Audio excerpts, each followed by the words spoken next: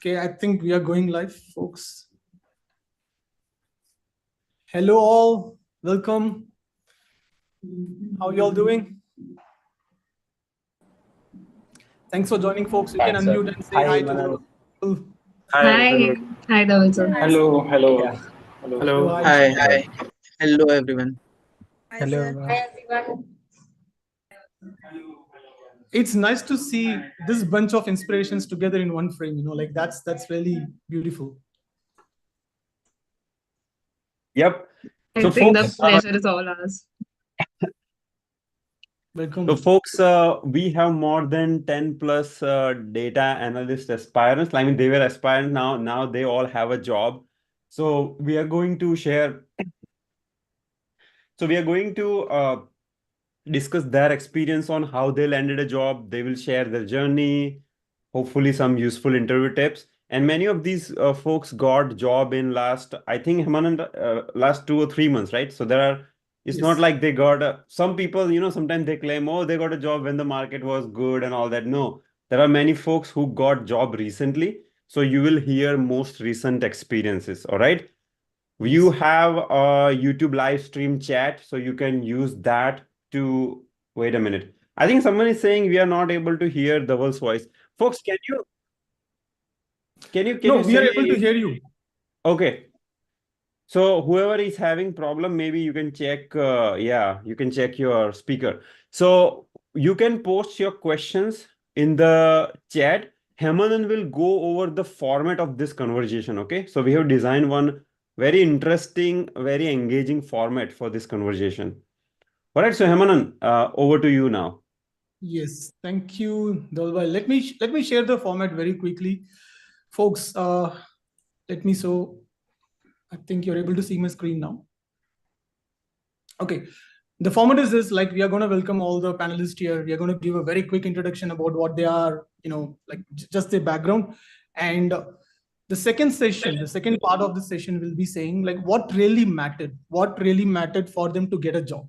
So it's going to be an interesting, a game kind of a thing. We are going to do that together so that you will learn what really mattered for them to get land a data analyst job. And then we are going to break some myths. We have a format again.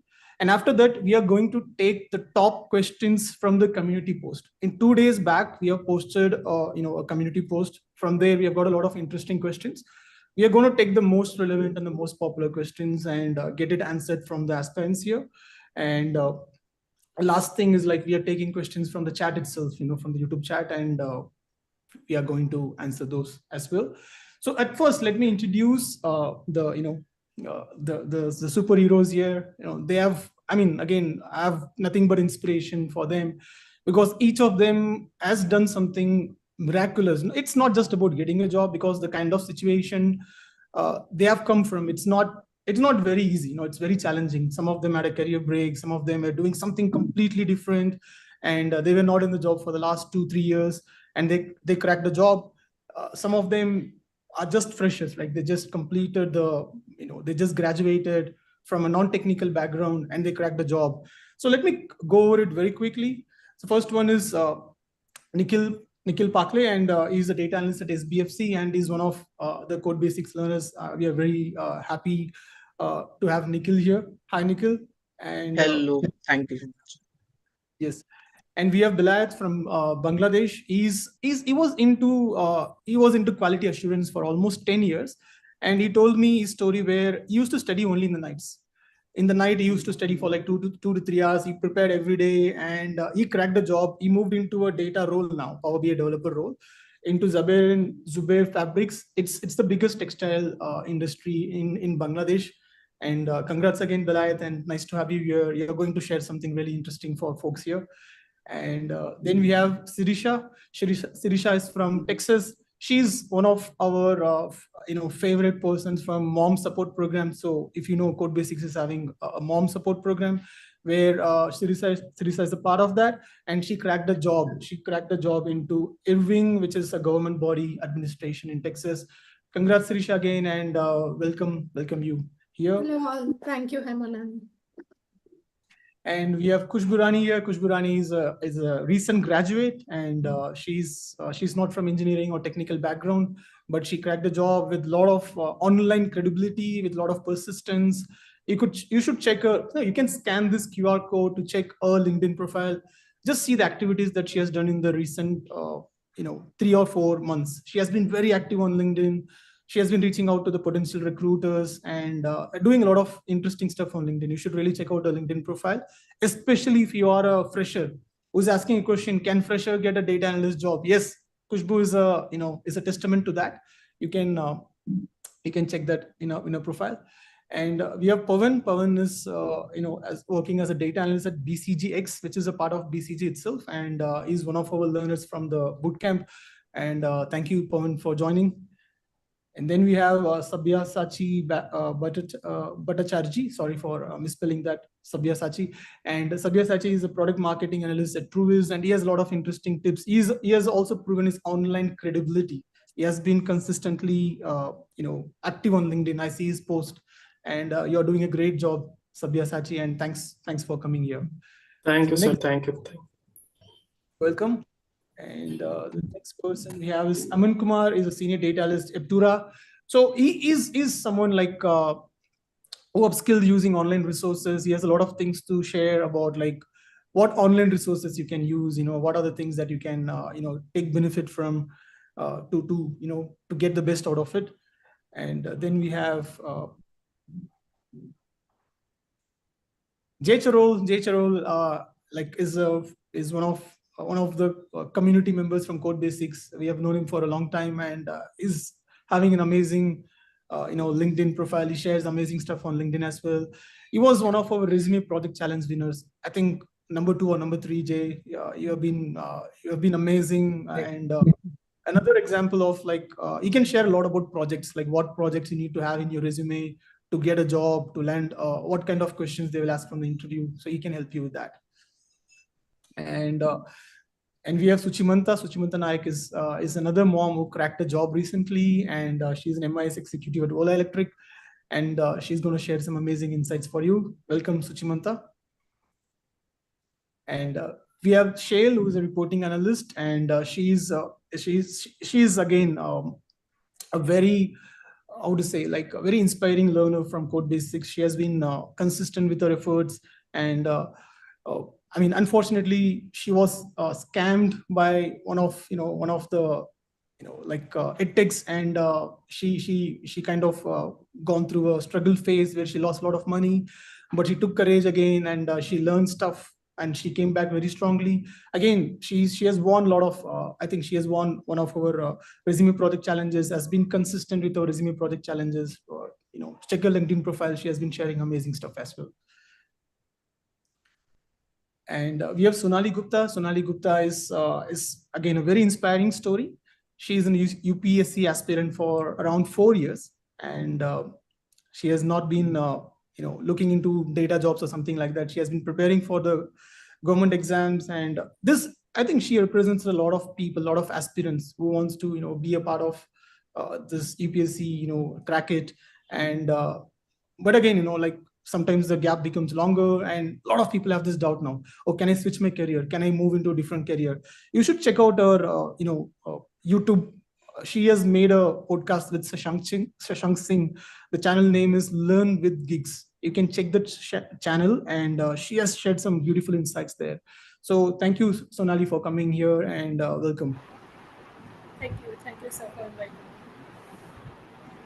And we have Shraddha. Shraddha is a Power BI analyst at Leica Biosystems. She's again a mom from the Codebasics Mom Support Program, and she has been very active, and she was the first mom who cracked the job from the support program that we had, and we were really happy that she's here.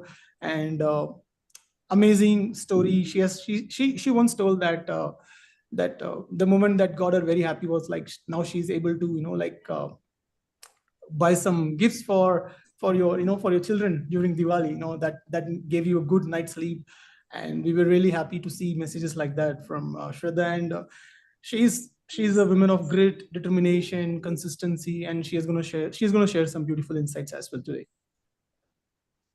Okay, and we have Ishan. Ishan is a senior BI analyst at Tiger, and he has made a very good jump. And Ishan would share, his journey.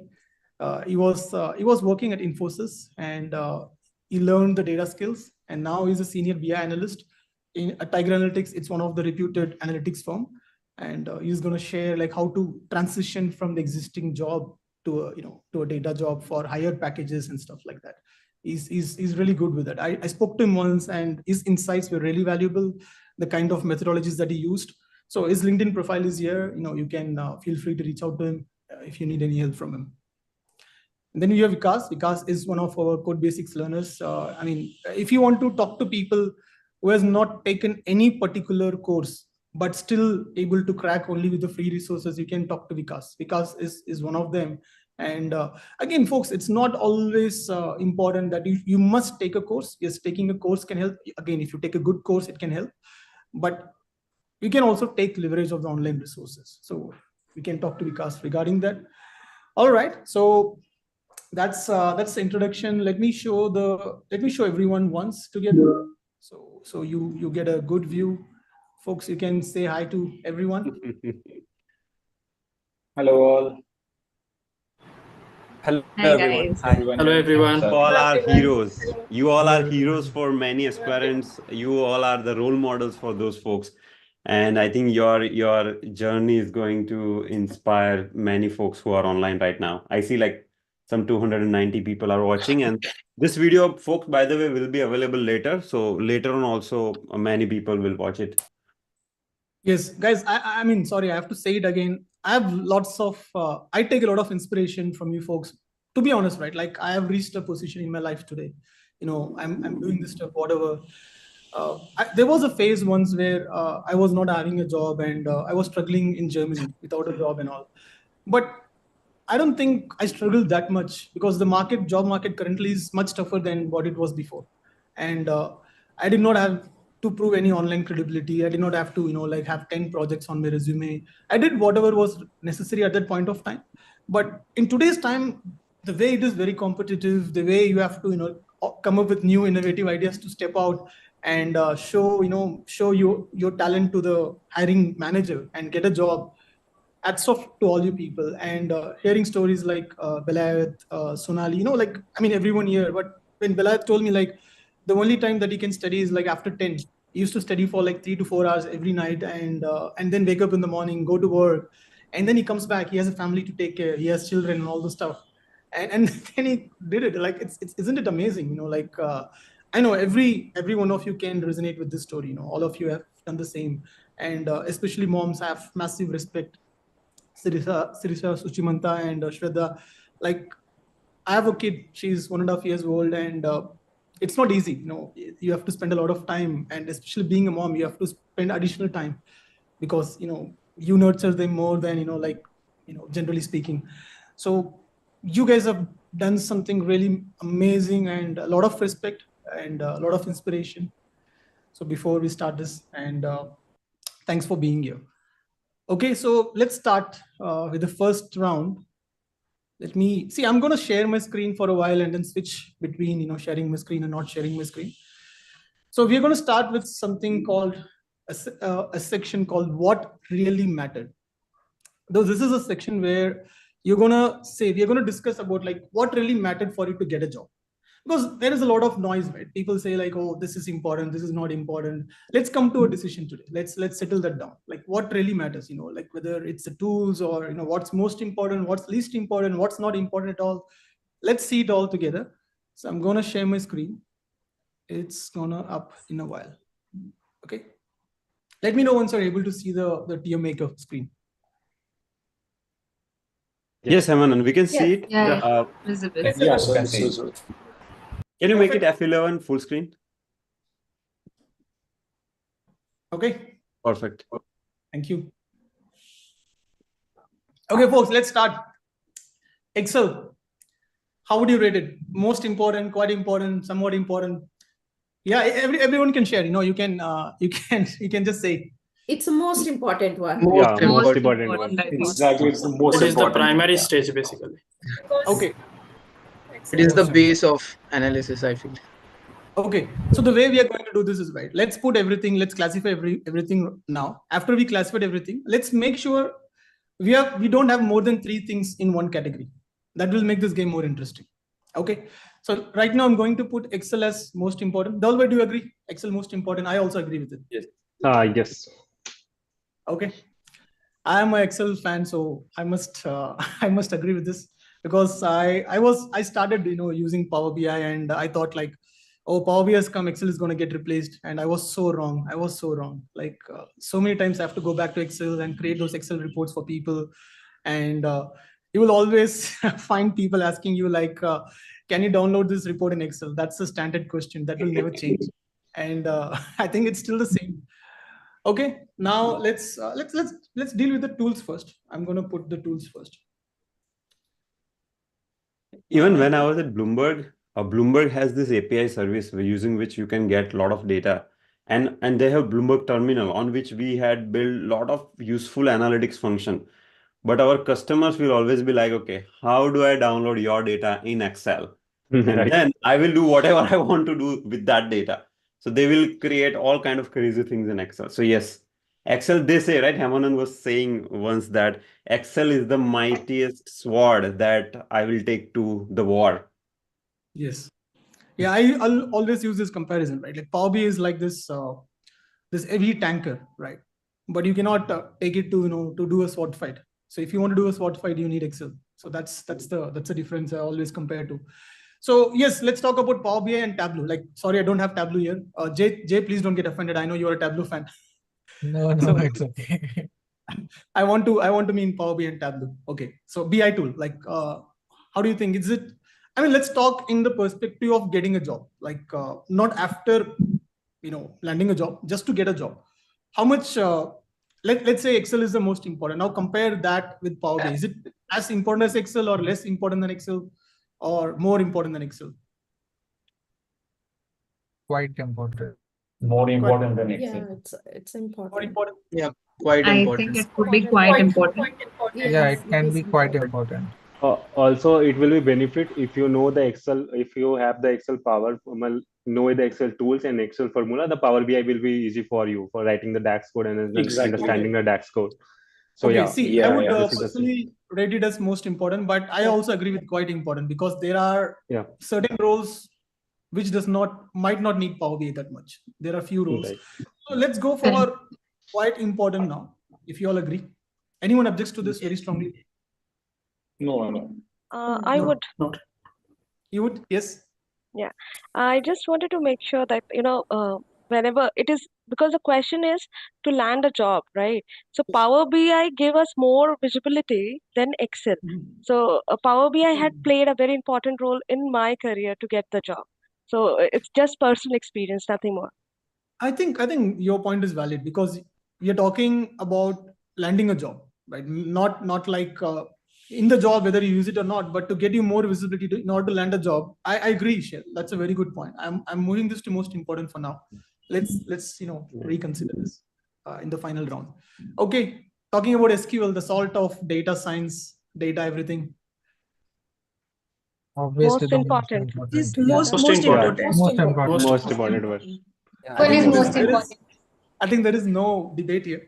I would Yes. Right. move it Because to in most- every JD, either Excel is present or Power BI is present is the optional, but SQL is present compulsory. So that's the main thing. Yeah. Also, many data analytics interviews, the entire round is on SQL, so it is important. Yes. Yeah, that's what I wonder. Yes. So guys, I have this question, right? Like most people ask Even interview. one of my Go ahead. interview is based on only SQL. Oh, really? Okay. Yes, They did sir. not ask about visualization and all. No, sir, only SQL. Okay, I see. Okay, now I have a question, right? SQL, I know it's asked in almost every interview. Probably there is no interview without SQL. But is SQL used that much after landing a job? That's my question. As much as it is given importance in the interview, is it being used in the job? Is it because SQL is primarily used for ad hoc analysis, right? For data analyst. So if you Yes. build a dashboard, why would you do ad hoc analysis? You won't do that much ad hoc analysis. What are your thoughts on that? So talking Yeah, about I mean, I totally, so I totally agree on that. So SQL is usually asked on the in the interview, like it's like a 1 hour or 1.5 hours round, but it is not mostly used when we land a job or when we do our work. So it's mostly on the Power BI side. So yeah, so like SQL is not used that much, I would say. Yeah. So So Jay, you were my saying. take on this. Okay, yeah. so my take on this is after landing in the interview, it is the most important part. But after landing a job, it is somewhat important because it depends, as you said, it depends on ad hoc requests.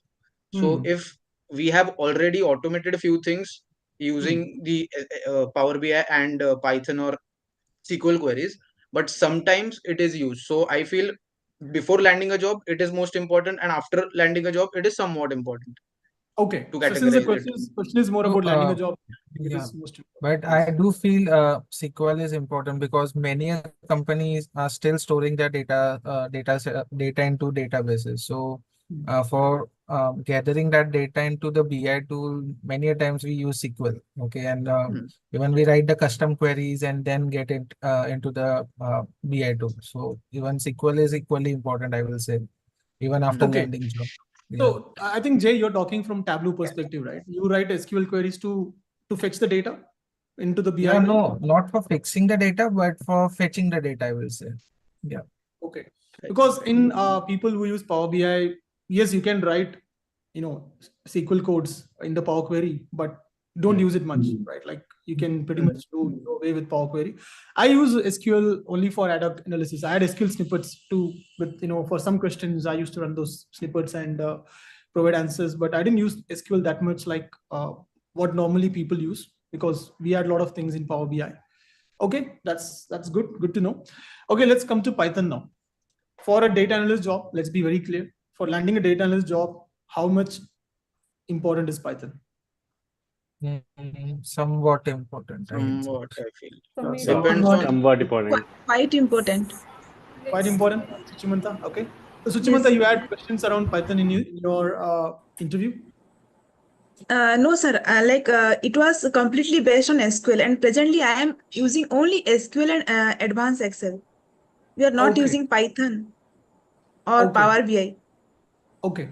So you would still rate it in the second tier. That's why I asked this question to you. Yes. Okay. No worries. Like Anybody? Hemant, yeah. So Hemant, I believe if you know the Python, it will benefit for you to getting the job. Like in the industry data analyst, I have 4 years of experience working as a data analyst, but I don't know the Python right still nowadays. Yes. But in the interview, they will ask you if you know the basic Python. It will be very good for you. Like they will give you the reference for like you also know the Python. So it's important to learn the Python concept also. So. Okay.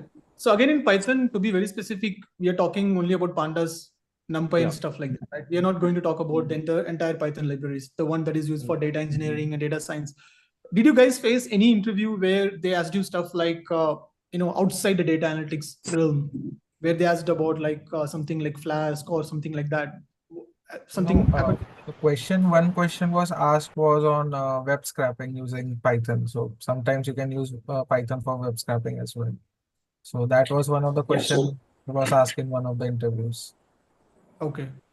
Yeah, so in my case also, they asked whatever was mentioned in my resume. They asked about Databricks, and then they asked about the PySpark.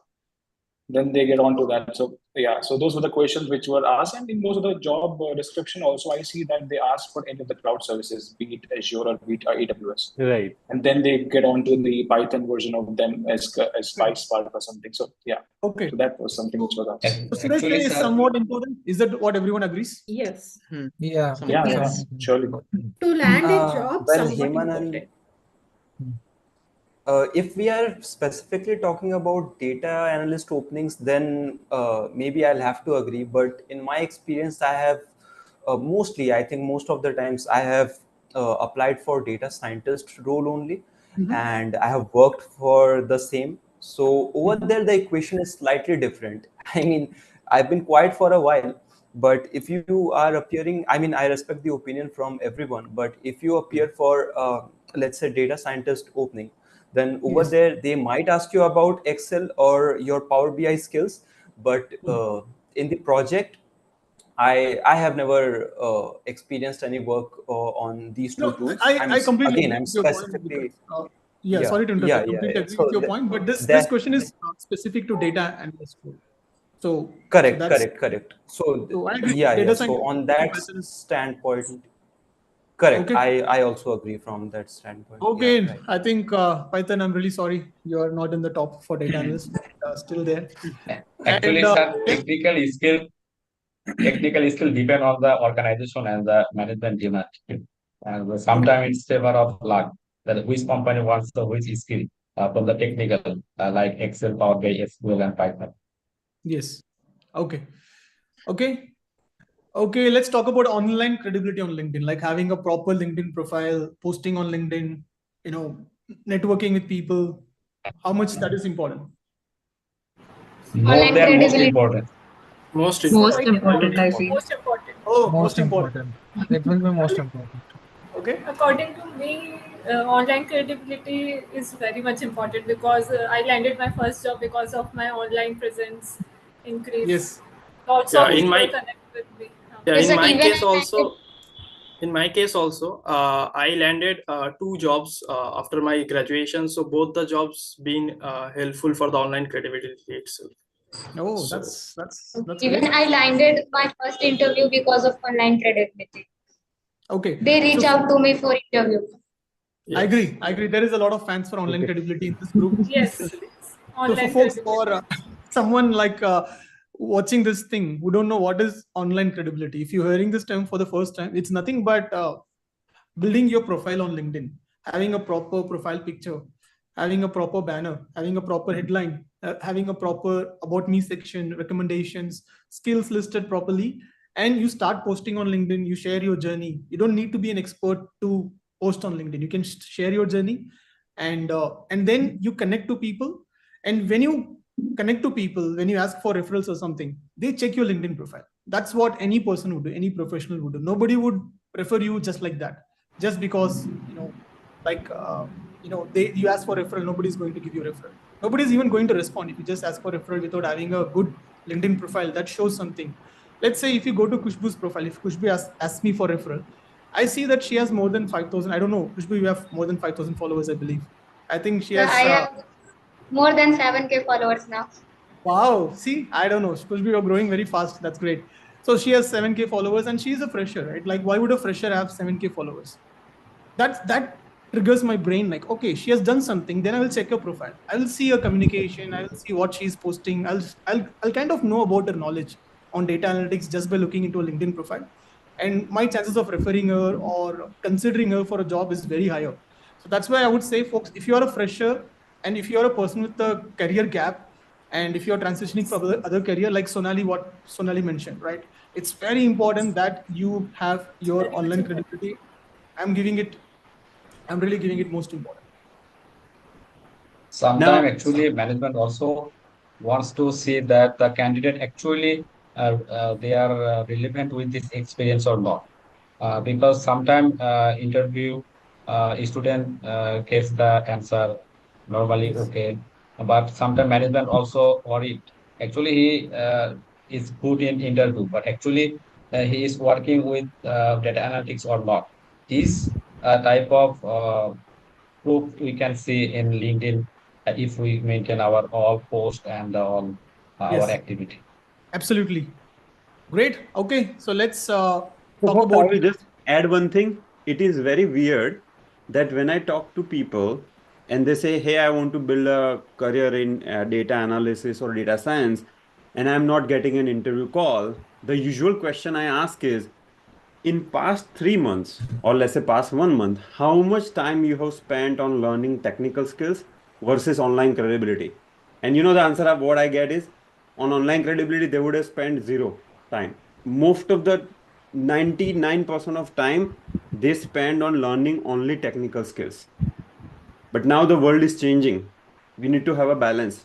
We need to put good chunk in learning soft skills such as online credibility. And Hemanan mentioned about LinkedIn. See, LinkedIn is just a way to communicate your credibility to the world. It is like your online resume. But There are other platforms like GitHub. You can have profile on, let's say if you're in a data science, Kaggle, you can have Kaggle credibility. Okay.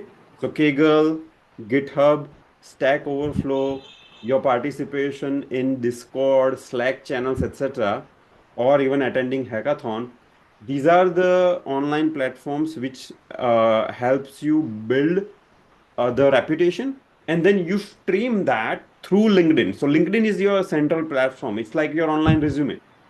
Okay, so just keep that in mind. Online credibility doesn't just mean LinkedIn. LinkedIn is a central way, online resume, but there are other ways to build online credibility as well. Definitely. Okay, so let's go over this pretty fast now because we have running a bit over time. So what about choosing right resources? Like when you're learning, there are a lot of sea of resources. Like there are so many resources to choose from, so many courses, so many marketing saying like learn Power BI in 3 days, and all those things. How do you choose the right resources? I think it would be most important. It's the most important thing. Okay, looks everything is most important, but we have to like kind of put only 3 things in thing. We will revise it. Okay, what about consistent practice? Like Consistent practice is most important. Most important. Everything is most important. Okay, it's going to be a tough competition. I kind of knew it. We are going to come back to it again. All right, communication, like communication in the sense how clearly Communication is very important. Most important. Most important. Hey, Amazon, I think you made a mistake. You should have things like Java or like, JavaScript, machine learning. Yeah. Okay, I think I should add machine learning here and say it's not important because it's it's something people ask me a lot of times. Okay, communication is quite important. Luck, how much of luck is important? Quite important. Somewhat. Somewhat important. Somewhat important. I love this spirit, guys. Like I know none of you waited for luck. It's all like it's hard work. When you do the proper hard work and proper process, the luck finds you. Great. I'm happy that you answered this. Somewhat important. Okay, I agree. Somewhat it's important. It's some randomness, and it is somewhat important. Okay. All right. What about the family support? How important is that? Because you are a graduate. Important. Most Somewhat important. As a mom, it's the most important for me. Yes. Quite important. Quite important, sir. Quite important. Yeah. Okay. All right. Let's put it to quite important then. Study partner. A lot of people ask me, do I have to find a study partner? Not important. Not important. Not important. Yeah, I would Least say important. not important. Least important, I would say. Least Important, sir. important. Okay. Least important or not important? Not Not important. important. Not important. Not important. Not important. Okay. Least. I'm hearing least a little bit more than not important. Also say least actually. Least important, sir. Yeah, least. Yes, if you have a company, it kind of helps sometimes, to stay disciplined. Yes. Keep you going. Okay, community support, like there is a community of Most important. Yeah, most important, I would say. Most important. Really? Okay. Somewhat for me, it's not most. Yeah, quite We important. know for me the also. value of community It's support quite as important. a least level. It's quite important. Not. Yeah. Quite important. Now there is a Right. final round. We have to keep only 3 items max. So I think we are good with quite important, somewhat important category, least important category. But what do you do?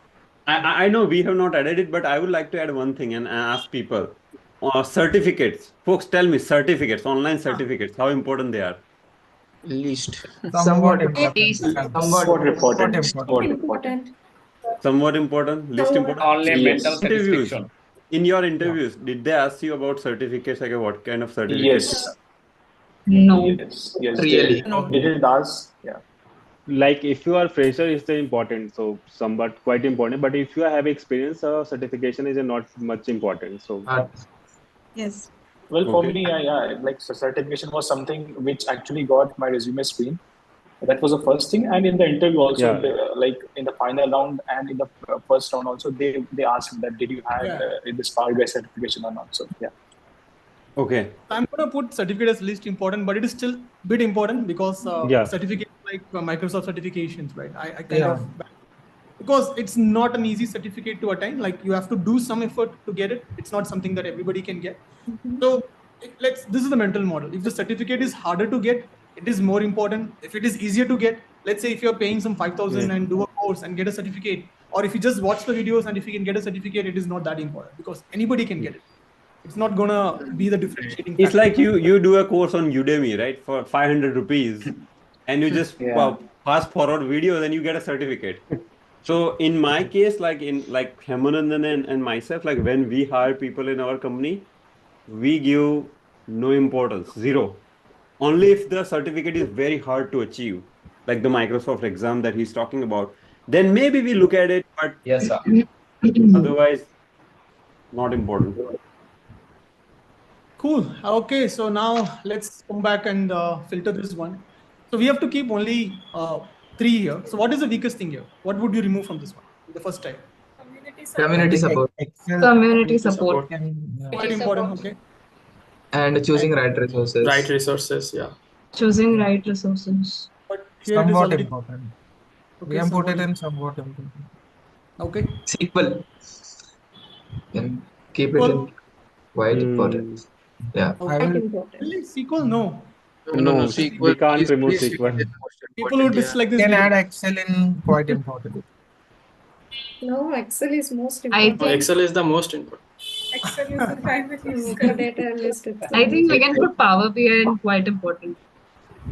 Okay. So then one of these things should go down. Communication, family support. Family support, should it go to somewhat important? If you agree. No, community support should go to somewhat important. Okay. And what would go down here?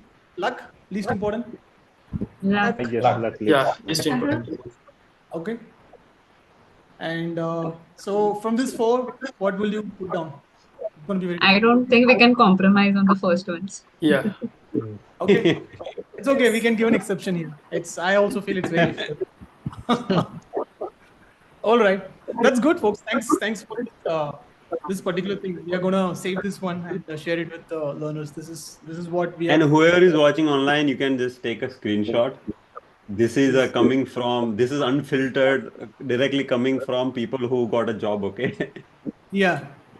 And folks, sorry, I have to leave now. Thank you all for attending. All the aspirants who are on the Zoom call, as well as people on the live. But yeah, Hemanan will continue. Okay. All right. Bye. Okay. Thank you, Dolba. Thank you so much, Dhawal sir. Bye, sir. Thank you, sir. Yes, sir. Yeah. Thank you, sir. Bye. Thank you, sir. Yeah, folks, just to give some context, he already had some appointment and still managed to get him for 30-40 minutes. So thank you, Dolbai. All right, let's continue, folks. Let's see what is the next one. In the next one, yes, Sonali, you were saying something? No? Okay. Let's. You're able to still see my screen, right? Yeah. Yes. Yes, we can. Breaking some myths. Okay. So I'm going to talk about these myths. We will talk. The first myth is like freshers cannot get a DA job. That is the first myth. What do you think about it? Freshers can get a job because I got a job as a fresher. Yeah. Okay. That's easily LHS equal to RHS ends proof statement. So can you elaborate a bit more? There is what did you think, Khushbu? Like that made your hiring manager think like, okay, this person is right for this. There must be some differentiating factor, right? Because a lot of hiring managers I speak to, they say like hiring a fresher is a bit risky because they don't have the right skills, and I'm not sure if I hire them whether they can work properly. So I would prefer to hire someone who's 2 years experienced, who has organizational skills, who can work better in the company. What did you think your hiring manager, thought about it to hire you? My hiring manager was impressed from the projects which I made from Codebasics. And also they were impressed from my communication skills and my problem solving skills, because I was stuck in one the questions in interview. They hint me and I solve the questions properly. So they were impressed from my problem solving skills, that I was able to solve a problem with a hint. And also they were impressed from three things: my communication skills, my problem solving skills, and the projects that I have done. Okay, so when you say problem solving skills, can you elaborate a bit more on that? How did you prove your problem solving skill in the short interview? So in one of the interview, they discussed me what are the challenges they are facing in their company. So I suggested a solution, and she was impressed from my solution. Sure, we can do this. You are saying right. You are on the right. Okay, so can you tell a little bit about the, is it okay if you can tell a little bit about the problem and the solution you offered? Okay, so the company was facing the problem related to their target and attrition rate in employees. So I suggested the solution that I can Power BI dashboard or report, and I will set the alert, and you will get an instant notification on emails. So this is the solution that I proposed, and the interviewer was impressed from my solutions. I completely agree to this point, Kushbu, because if I'm hiring for a role, if a person is asking me or having a meaningful discussion with me, I would be really thinking that this person is a good fit rather than simply answering my questions. Because technical questions, if you can easily, anyone can easily answer. Anybody can build projects, right? Like building projects is not it's a good thing, but it's not a very difficult thing. I think the standout factor in you is that problem solving attitude that you showed in the interview. Because instead of simply saying like, yes, like, yeah, I know this, you said that, okay, this is for this solution, I can do this thing. You gave an actual solution, and that could have impressed him. That's good job. And okay, good. That's good. All right, let's see. There is another, there is another myth which a lot of, unfortunately, a lot of people, believe in. Like they say that you can learn the tools in like 15 days. Like how much time it actually takes to learn a tool, to practice a tool, to really learn it to the extent where you can use it in the job. You all can just share a little bit, like what is the actual amount of time that takes to learn Power BI, for example. So Power BI. I will moderate it. Sorry, I think Sirisha, you started first. Please go ahead. Yeah, in my case, first I started with HR analytics in Codebasics YouTube channel. Once I have done, I participated in first Codebasics online analytical challenge again. After that, I have done my master's project using Power BI.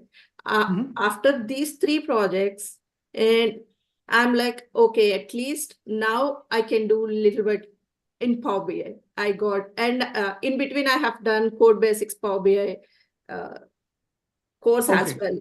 So maybe it took me more than 3 months. I can say, at least I can say I know Power BI, but not like deep knowledge or something. Now I'm comfortable because I'm using Power BI from past 1.5 years.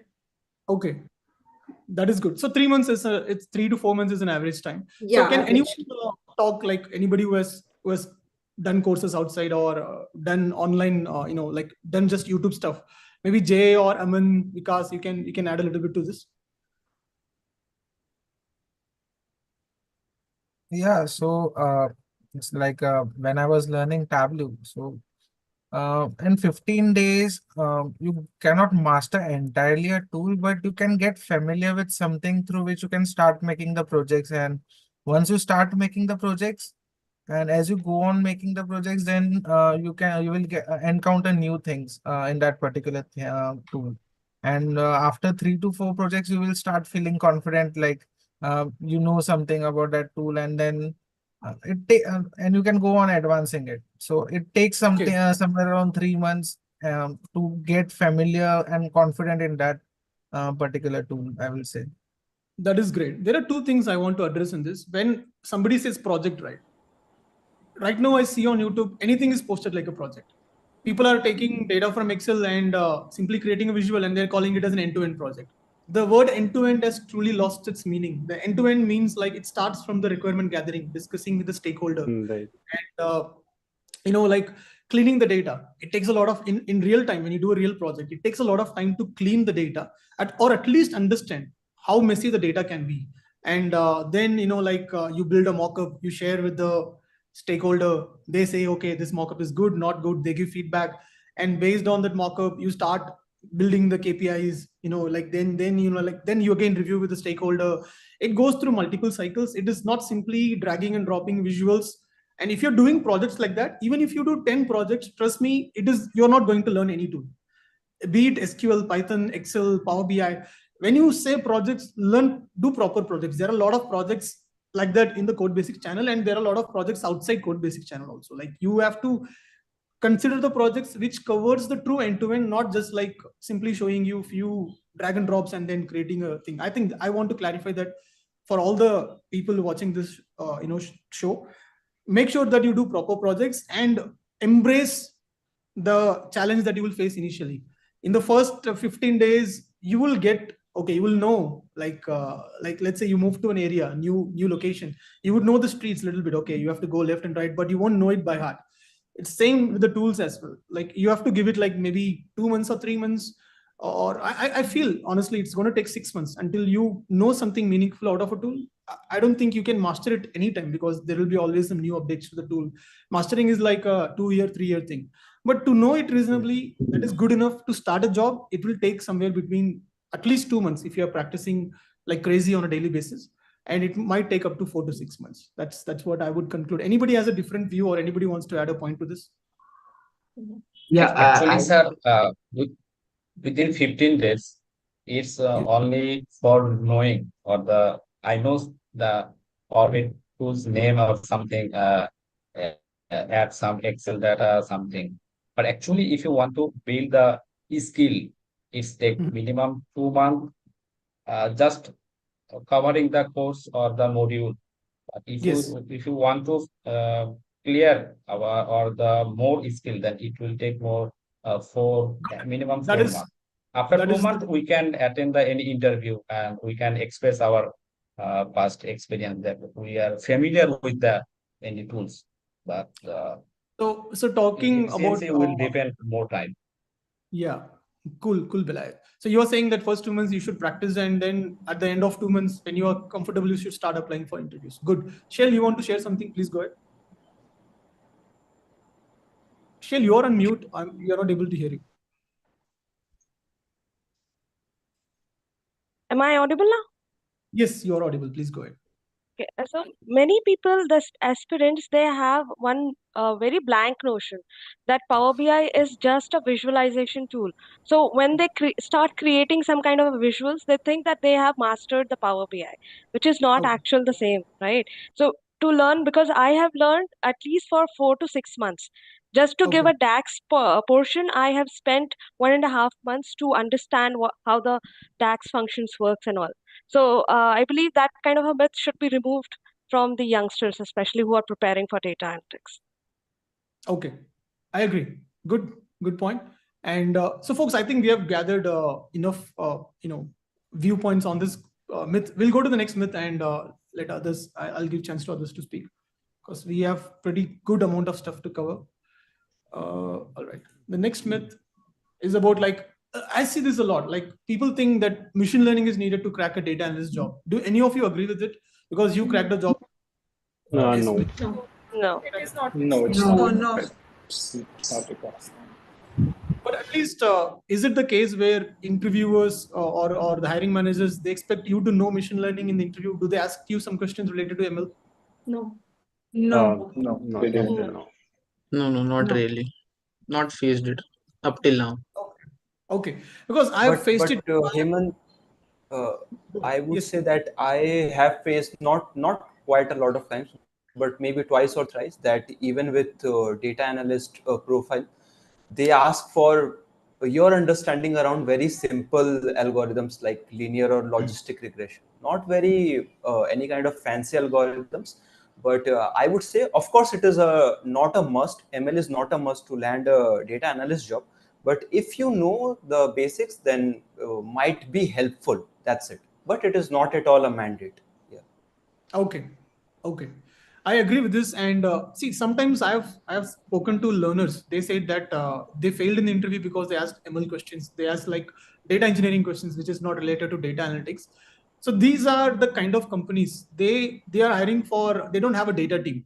They're hiring for a data person, and they want to build everything with that person, which is very ambitious. And the salary they give is like very much funny, and they expect the person to do everything. So there are few companies, like especially small scale companies, they don't, the hiring manager himself, mostly it's an HR. The HR person does not know what skills are required for data analytics, what skills are required for, data science. They don't have the clarity. And sometimes they might post something like that. That is one case I have seen. But in most cases, it is not required. Like if you are thinking that machine learning is required for data analysis, the answer is no. But like Vikas said, I would suggest to have some basics. If you go to Google and see what is machine learning, like what are the different kinds of machine learning, just if you spend 1 hour or 2 hours, that is good enough. Just have some basic knowledge. You need to know, because in future it is good for you to expand also, right? If you want to move to data science or data engineering or all this AI revolution happening, if you want to move towards that space, this will help you massively to have some basic understanding, the foundational knowledge of machine learning, data science, and AI. Okay. Let's see the next myth, which is people with career gap are not considered for interview. This is, again, I think is a myth, but it's more like a practical thing. Yes. I know people with career gap face some kind of filtering, but let's, I would like to hear it from Sonali. Like Sonali, you had a career gap for 4 years, right? Like how was it for you? So initially, I also thought that career gap. I have a lot of 4 years of career gap. It would be difficult for me to get a job. But if you have a right skill set, no one worries about your gap. If you honest with your answer, then why you take the gap? If you justify it, what do you do in that time? Yeah. Okay, Sonali, let's go one step back. Okay, now you have reached the interview and now you're able to express yourself and get a job. But what if what you're going to tell to the people who are finding it difficult to get their resume filtered with a career gap? What they should write in the resume? Can you tell a little bit about it? In my case, I did not mention my career gap in my resume, but I clearly mentioned on my LinkedIn profile because it's option there in LinkedIn. And during my interview, if someone asks me about my career gap, I'm totally honest that I took a preparing for the civil services, but I didn't clear it. But I have to move forward in life. I have to be a self-independent, financially independent. Then they understand it and they hire for your skills, not for your career gap. And I consider it as a learning experience. So they don't bother about it. I agree to what you said. It is, I mean, a lot of people ask me, I get LinkedIn questions saying like, should I hide my career gap? Don't do that. Because what goes around comes around. You might escape one time, but it is never going to end well. Like, do not because try every to. people ask about your gaps. Yeah. Yeah, that's good. That's good what you did. And yes, Shell, you want to add something? Please go ahead.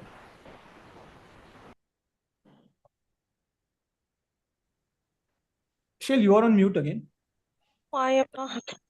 No worries. Go ahead. Is it audible now? Yes, you're audible now. Okay. So I had a gap of 7 years, more than 7 years.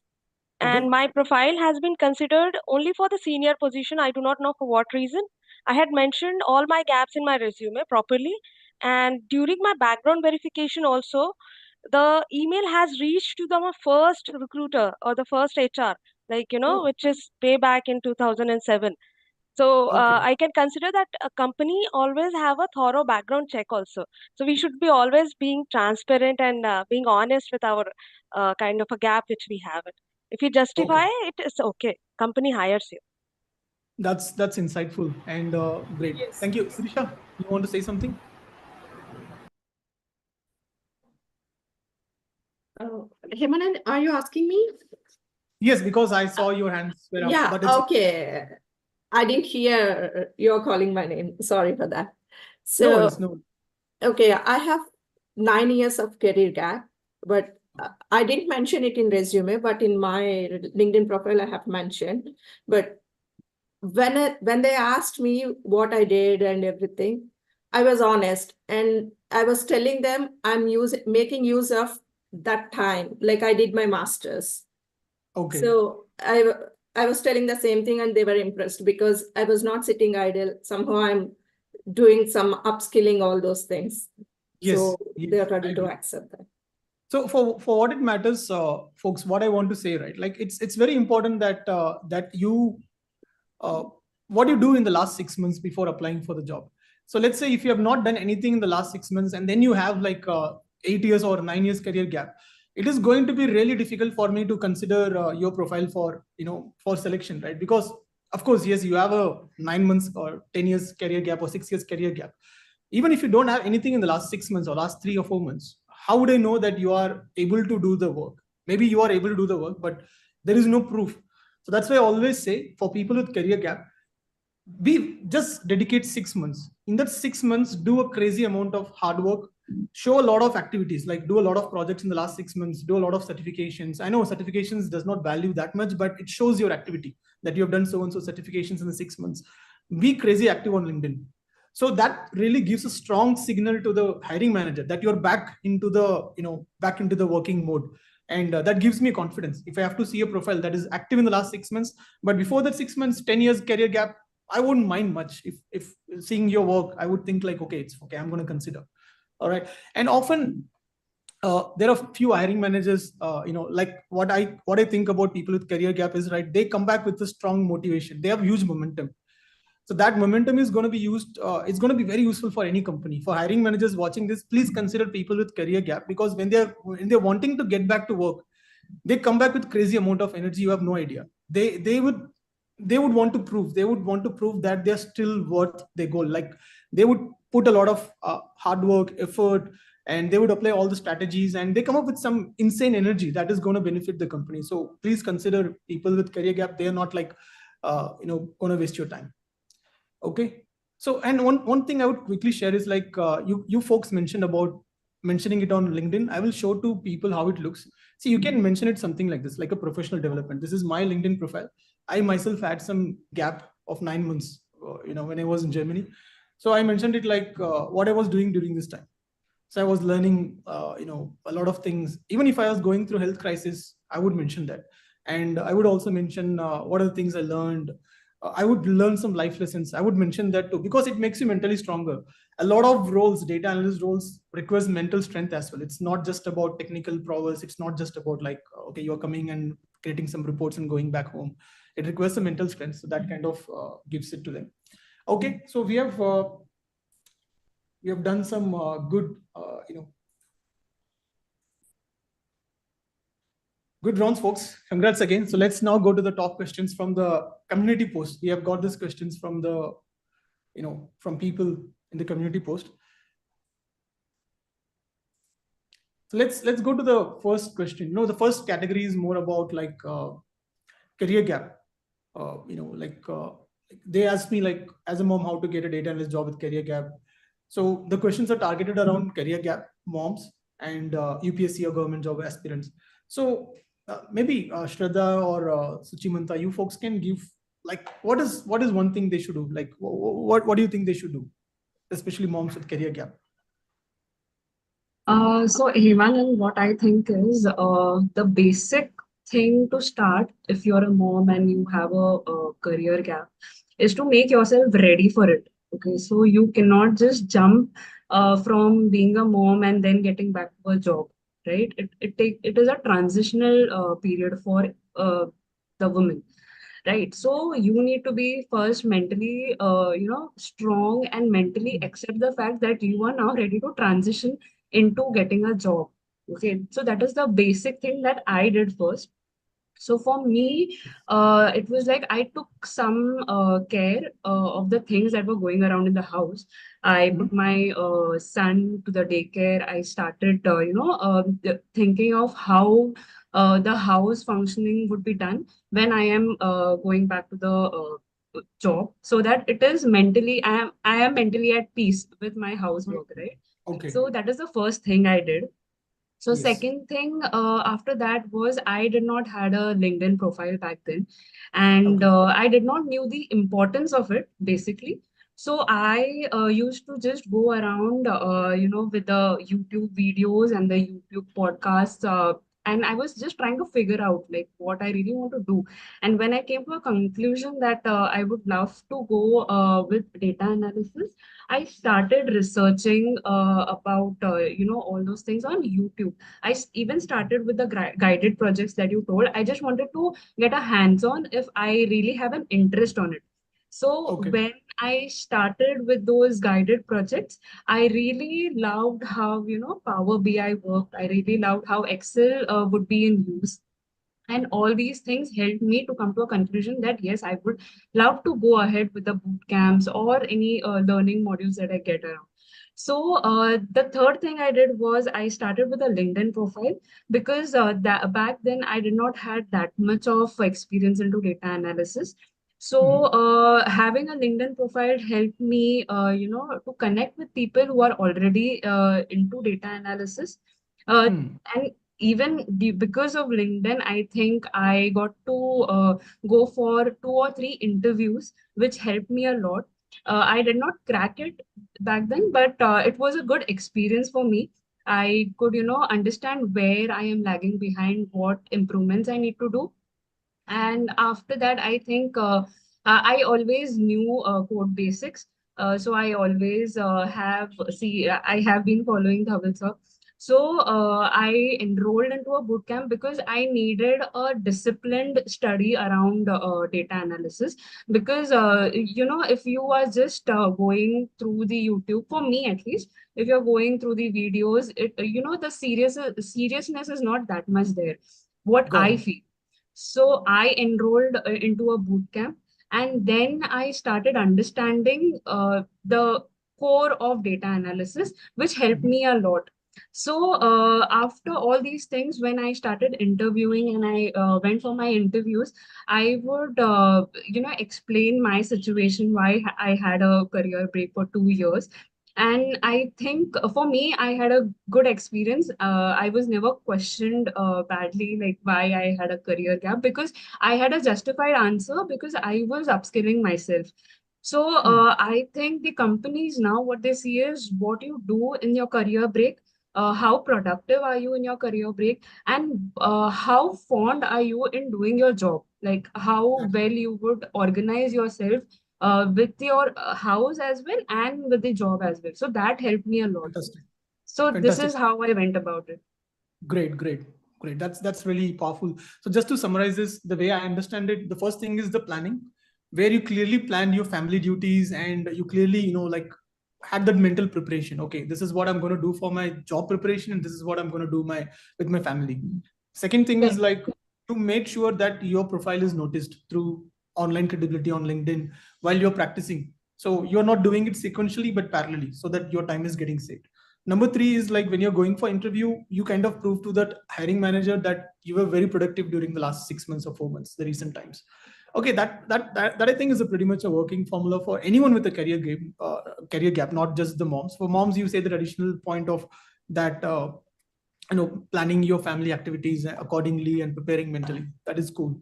So Sonali, what do you say about UPSC aspirants? Because there is one question which I thought it's very interesting. I don't think I captured it here, but they were asking you like, how did your mindset change? Because initially you were aspiring to, be in, part of this, do this government stuff, right? And then now you are going to data analyst. You're changing your thing. Did you compromise on your wishes, aspirations? Was it hard for you, or how did you cope up with that? Initially, it was very difficult, but at some time we have to decide something, because I have trying. Spent most of the time, 4 years of time, but I did not get the result. So I accept my failure as a civil servant, that I didn't clear it. So I decided to get into the data analyst. I choose this industry because while during my preparation, I got the exposure of various subjects, various domains. So I found this is more interesting to work with.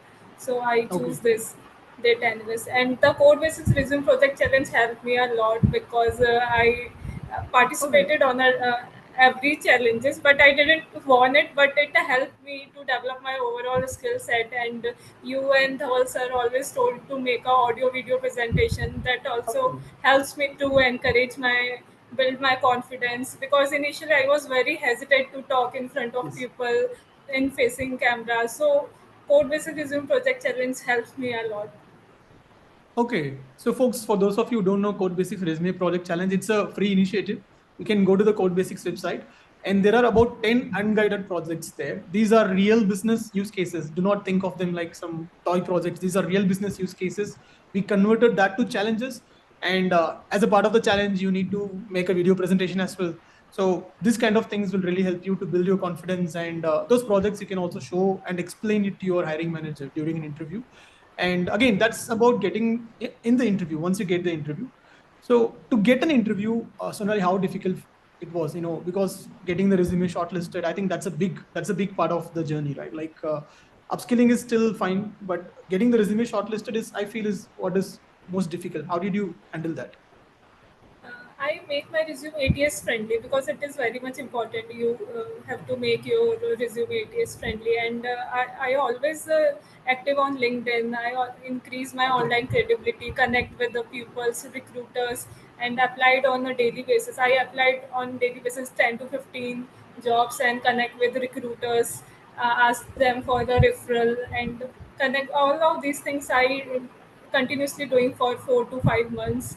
So after 6 months, I landed up my first job. I landed my first job because of my online presence only, because they show my work on LinkedIn, and they when they see my resume, they remember my name, Sonali. She was the one. She keep posting all Okay, their stuffs, their workings, and the projects. What I was doing and learning, I always keep posting on my LinkedIn profile. that's good. That's great. Okay, now let's go to the next question. It's more about career gap from non-technical background. So just one question and answer: should be genuine, not promoted. Is it possible to get job with years of gap and having? So folks, nothing is promoted here. You can check. These people are, like really landed the jobs. You can check the LinkedIn profiles. So it's. I think Shail, maybe you can answer this question because you come from a non-technical background, and like you had a career gap as well. And if anybody else wants to add, please feel free to. Am I audible now? Yes, you are. Okay, so here, what the major thing which has played the role was my LinkedIn profile, because the recruiter has went through my profile and they have checked my the recommendation part, especially because though I belong to non-IT, that is because I have done my commerce right during graduation, so they were looking that whether I am capable enough to work into professional environment or not. That was the first thing. Secondly, they have seen my resume project for the Telangana government, and they were quite impressed by that. So during my interview, it was mostly on the talk of the project, that is what I did, how did I approach, and how did I collaborated with the teams and all those things. So it was mainly the game of what you had done during past 6 months.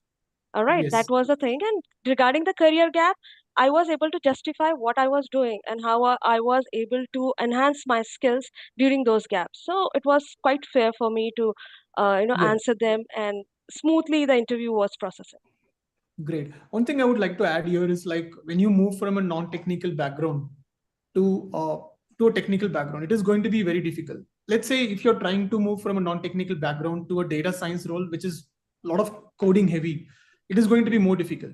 So that's why, data analyst at the moment is not very coding heavy. So the transition from a non-technical background to data analyst role is much easier compared to data science. And the openings are also comparatively more for data analytics roles. They would consider freshers a little bit more than the data science role or data engineering roles. But if your goal is to become a data scientist, I would see data analyst role like a bridge. You can go to a data analyst role and then move to data science role later, or to data engineering role later. I have seen people doing that. So it kind of reduces the time, the downtime for you, so that you don't have to, be jobless for 10 months or something like that. You can find a job now. And from data analyst role, you can move to data science. That's something I would like to add. Okay, I think this is a very interesting segment where people are asking about, like, what salaries they can expect, and what salaries they can expect. Like, if first let's I'm not going to ask your salaries, but what salaries a fresher can expect here. Like, just give some bracket in India, and we can also talk about US. So in India, what should a fresher expect, like, if they're starting as a data analyst? In I would India, say a fresher, 6 to 8 lakh LPA, 6 to 8 LPA. Okay, Ishan, 6 to 8. Kushbu, how much would you say? it's between 3 lakh to 6 lakh per annum. For a fresher, okay. And For my point is also within the range of 4 to 6, because it for startup, some startup used to pay 3.5 to 5, and it actually depends from startups to MNCs as well. Some MNCs also offer 6 LPA as a fresher. So I would range in within 4 to 7. It would be better as a fresher. Okay. So the freshers are two kinds here. Let's talk about a recent graduate who has no work experience. I think that fresher, probably the bracket is between 3 to or 4. I think 3, I would say it's very low for the standard of living that we have in India. They should at least give 4, 4.5 in my opinion. So let's say it's between 4 to 7 or something like that. But let's say you are a fresher in data analytics, but you have some work experience. Probably, I think it can be a little bit more. Do you agree? Like maybe it starts from 7, 7.5 or 6. Yeah. Yes. You agree? Yes. The range Yeah, would yeah. I be mean, Yes, sir. 8 to 6 15. to 6 to 8, I would say. 6 to 8. Well, like what I believe in, that if you have some experience, like you have experience from Codebasics Resume Challenge and those resume projects, so that's a proper legit experience that you have in terms of the data type, in terms of the data, the real time data that I would say that you have. Okay. So, like if you have that, and if you have some other experience that you had previously, I think that doesn't count. The only thing that counts is that you have the experience. You can you can go ahead with that. And for the salary, in such cases, I think there's no limit. There's no limit on salary part. So I think salary part is something you have the counter offer, go ahead. You have the limited time, you have 2-3 months of notice period, go ahead with that. There's no limit on the salary part. So yeah. Okay, I think it's negotiation and the demand kind of plays a role as well, and your skill, how much you're able to convince the hiring manager also plays a role. Yeah. I will tell this thing. This is true actually. Most of the companies, right, they don't have like a fixed tight budget. They won't think like, oh, if this person is saying 8 lakhs, I'm not going to hire this person. My budget is only 6 lakhs. If they see you, like if they see you with good skills, and let's say there are lot of people who's in your bracket in terms of skills, and if you're demanding for, let's say, 2 lakhs more or 3 lakhs more, probably they will give it. There is a chance, but you should play it this is very tricky, because you have to play it carefully, because there might be 2 or 3 candidates who might be in your similar skill level, and they might be quoting less. So this is a problem that we face currently in the job market, where the demand is, the demand is kind of lower than the supply. The supply is a bit higher. So it's the market is now belongs to the employer, not the employees. Post-COVID, it was belonging to the employees. So where they were kind of getting higher packages, but right now it has reversed. But I think it will change. It's a cycle. It will keep on changing. So for Ishan, I want to ask, like, let's say one person has asked me, currently they have a 6 lakh LPA, 6 LPA, and if they are going to learn data science and find a coding job, how much they can expect, like for data scientist? Well, for data scientists, I would say if they have, if I talk about myself, like if I would have been in their position, so if I was working as a in the coding, in the coding background, and I have completed the data science course, and has a package of 6 lakhs, so I would say, again, I would say there's no limit. There's no limit on the technical side. Let's give a rough estimate to people. Well, the rough estimate, what mostly people go with, I would say, what my friends have been landed into is like from 6, they have been the max limit would be 13, 14 LP. Oh, 30. Okay. So if you have 3 years, exactly. 100% hike is something which you will get if you have the perfect technical skills, if you have the if you have the good communication skills. So 100% something which you will surely get. But if you're going to go beyond 100%, you need to have a good counter offers of good MNCs.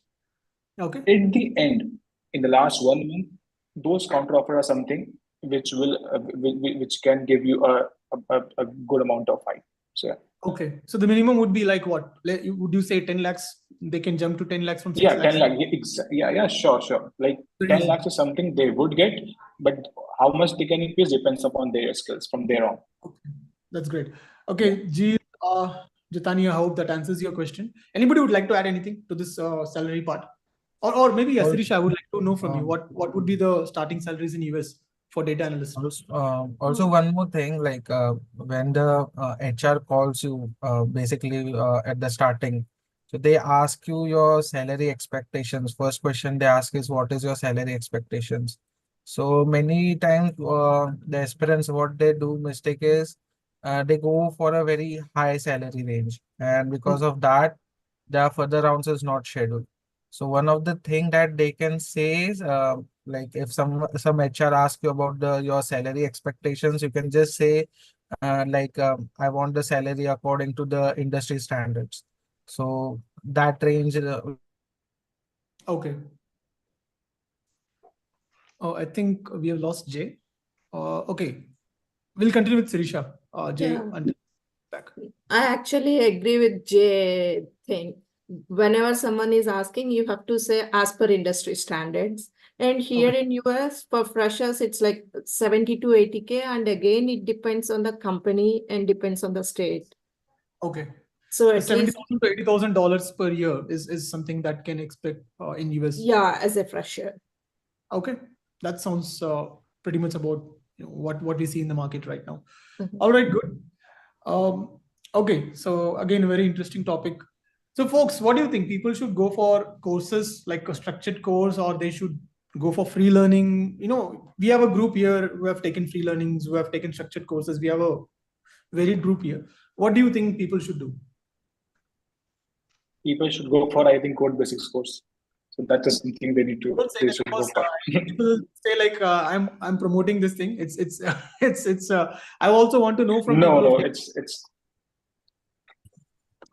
So in my opinion, I think first we should do our own research on there are multiple platforms. You can use any search engine. YouTube is the best that's platform.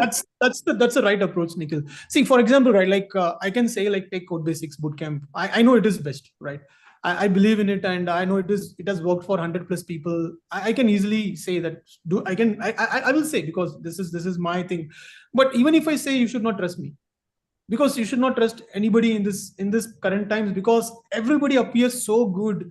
They use all the marketing techniques. They kind of say like, oh, I will get you a job, 100% job guarantee. You don't have to worry. You can pay in EMIs. See, folks, people, it's a business. Education has unfortunately become a very strong business. Like it should not be. It does. People will do or say anything to make you spend your money to buy the courses. This is the truth, right? Even if I'm saying like buy this Codebasics course or buy the Codebasics bootcamp, you can go and research about it, take your own decision. Do a proper research, spend few hours, few days. Talk to people who have taken the course, or like consult with others. Like who are taking other course. Compare, do that initial research. That's why I'm telling that doing that initial research is more important than anything else. It's like sharpening your knife before using it. If you don't sharpen it, it's not going to work. You will just work with a blunt knife. It's like that, because there is a lot of trap these days, and I can see a lot of people having the mental trauma of spending 4 years of college, losing their money. College is worthless. It's not going to give you a lot of returns, and then they go to these courses, they pay lakhs. There are some courses charging exorbitant amount, like 1.5 lakhs, 2 lakhs, and they promise 100% job guarantee, and what after that? They don't pick their calls, and they say like, oh, the market is tight. Then why would you promise 100% job guarantee? Is not possible. Nobody can promise that. So, Nikhil, that's good. Like you have to do your research. Do not trust anyone in this world. No one. Don't trust anyone. Trust your own research only. You have Google, you have a lot of tools to research, and sometimes the reviews might also appear like proctored. You have to do multiple layers of research, talk to the actual people who have done it, and then take a decision. And it's also about the price that you're spending. You have to do research accordingly. Okay. Or take in my opinion, you should not take any online course, if they do not have a refund policy. If they don't have a refund policy, do not take it. It's very simple. It's very clear they don't have a refund policy, because they know people are going to ask for refund. So that's another indicator you can find. But again, anyone, I also believe, because I've never taken any courses in my life. I always made use of free resources, but my story was different. I was already having a job when I was learning data analytics. Anybody would suggest, like, if you have to take only free courses, how they should do it? So, yeah. Hi, man. So, Hello. like free course. Hello, I'm audible. Yes, you're audible. Yes. Go ahead. So, Hemant, there's a lot of free courses available right now. So, like if I want to learn Power BI, there are some multiple channels for the Power BI. But first, you need to identify your mentor. That's I learn in my experience. So, like if I'm learning from the code basis, I go from the developer profile and see the developer is from this industry. They are the training from the last multiple years, and they are sharing the lot of stuff. So, identify your mentor is like right now is very important. Right now, everyone is going to post something like regarding Power BI, SQL. Everyone is like for the YouTube content for the money. But Yes. if you identify this is like coming from this field, he had the much experience in 14 18, where that value of the power this courses will be like benefit more than person who are just like giving you the courses for the 99 rupees or 100 rupees. So yeah, so identify is the mentor and who is like teaching you and who just like more for me. So that is a good point. I mean, finding the right mentor is also very yeah, important. so right, finding on the right mentor and taking the courses, taking the suggestion. So like yeah, courses yeah benefit for you, but yeah, you also get the mentorship for that. Like Yeah, if I enroll any courses, I will get the mentorship. Like coming any question, I can ask directly in the community. So that is the important thing. So notice that. exactly. One more thing I would like to add, extend to your point, Aman, is that you can find people with good communication skills, Right. but Right. you have to find someone with good communication skills plus industry experience. It's not just if someone is having a good communication skill, they can present something very beautifully, but they don't Right. have, Understand. they can just talk things on the outer layer and make you feel impressed about what they're presenting. You would have Right. to know that this is a top level thing, or if they have the in-depth knowledge. That's something I feel missing with most aspirants. And they say like, oh, they lost their money, they paid 50,000. I know someone who paid 54,000 for a Power BI course. Can you believe 54,000 for a Power BI course? And most of that content is available for free. And he was promised a job, and he didn't get a job. Like 54,000 for a Power BI course. That it's crazy. It's like So someone do that. yeah, another red flag for the courses is if anyone suggesting like saying you that you get the 100% placement, that is the red flag for you. Like no one Yes. can give you the 100% placement for the course. Say maybe they can just refer you, but 100% placement is no one can assure you will get the 100% job by just Yes. completing your courses. You need to work on your LinkedIn profile and your experience and show you the case. After that, you will definitely get your job. Don't need to wait for the placement and all the stuff, because I'm also coming from the non background. I am from working for the aviation sector, and then I moved to the data analyst. So earlier also I was in the customer service. In customer service I moved to the data analyst, so I know how uh, like in the online courses I also based it like 16 to 18,000 in the earlier days. That time I don't know about the data analyst and all this stuff, but yeah, but as per the experience I understand that yeah, it's important to like Yeah. choose your Okay, mentors. folks, I hope you have all got honest answers here. It's again like this is what people are facing. So if you really want to know how to, like if you're wondering how to identify the scams, we have made a free course on that. You can go to the Right. Codebasics and find the scam awareness course. It's a free course. You can take it. We have compiled all the red flags and the green flags to identify the codes. How you can escape yourself from scams. That's very important. You must do that. Okay, now let's get into the projects. Like, is there any quantity for a project for a tool? Like, should they have like 3 projects, 2 projects? Is there any good number, magic number for the number of projects they should have? No. There is no such number of projects. Whatever projects you are doing, you should be having a good hands on it.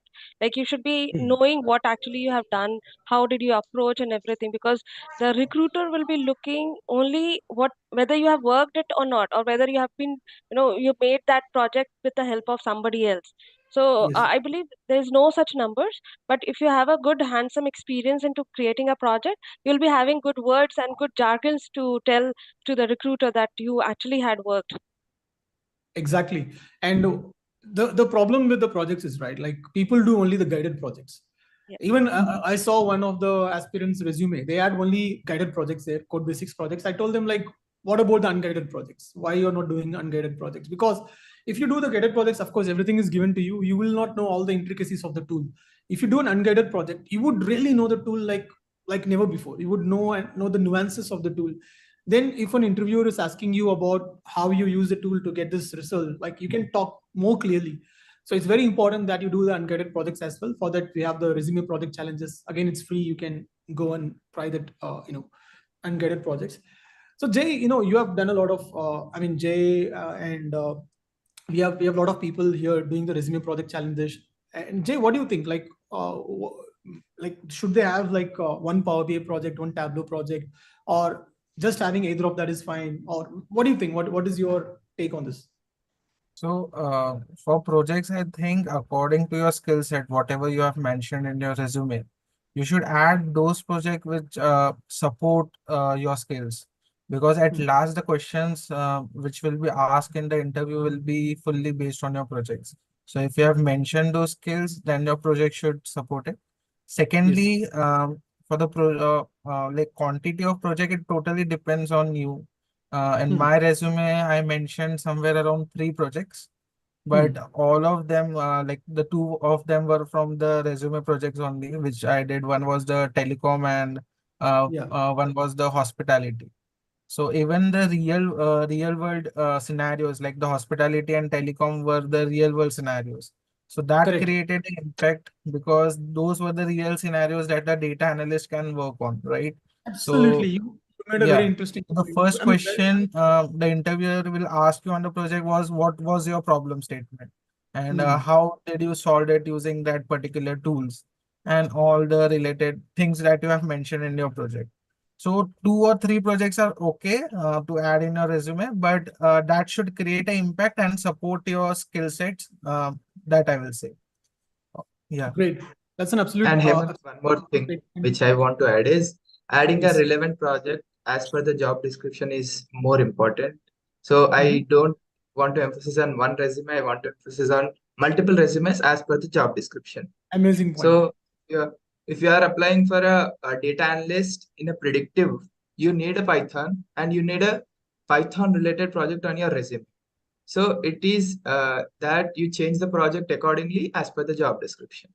This is a one thing which I have learned over the period of time. So yeah. That's a great takeaway, Pawan. Like again, you should have multiple projects. The project should have a clear problem statement, a business use case, and you should know what problem you're solving. If you're telling me if I'm asking you what you have done in the project, if you said I built a dashboard, I'm rejecting you right there. Dashboard is not the outcome. You should say like I built a dashboard which helped me to identify the revenue flaws, which helped me to identify the manufacturing defects and improve the efficiency by 20%. You need to know the exact business outcome of that project. If you need to be able to talk about it. And again, having one resume is the most stupidest way of applying for jobs. You need to have multiple resumes. Have one master resume. You list all your projects, all your stuffs there. And whenever you apply for a job description, consider your job description like a question paper. And now you have an answer sheet, like open book exam. You take the answers from your master resume and paste it accordingly in that resume and send it to the person. I think Kushbu, you mentioned, right? You used to spend 2 hours for each application, isn't it? Like for each application you made, you spent around 1.5 hours. You are on mute.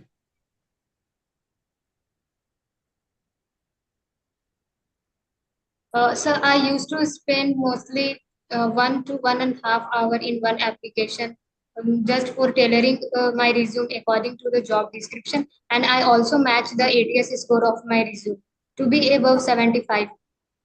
Okay, so which website you use for ATS, checking the ATS score? So I use Resume Worded website. Resume Worded. Okay, got it. Cool. Okay. I think Shraddha, you wanted to say, please go ahead.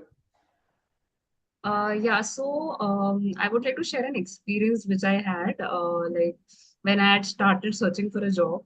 So back then I had not done as many projects in Power BI or even in Excel for that matter of fact. So I had this one project which I had done for a music store sales, I think. When I went for an interview, the interviewer asked me like, you have done one that too a guided project. So I was like, yeah, I've just started practicing. I'm started to know Power BI more accurately. So the questions that he asked me was like the basic questions like what is data modeling or what are the data types that you used in certain columns, or how did you use a calculated column? And that is when I realized, and I was actually, emphasizing more on the dashboard presentation.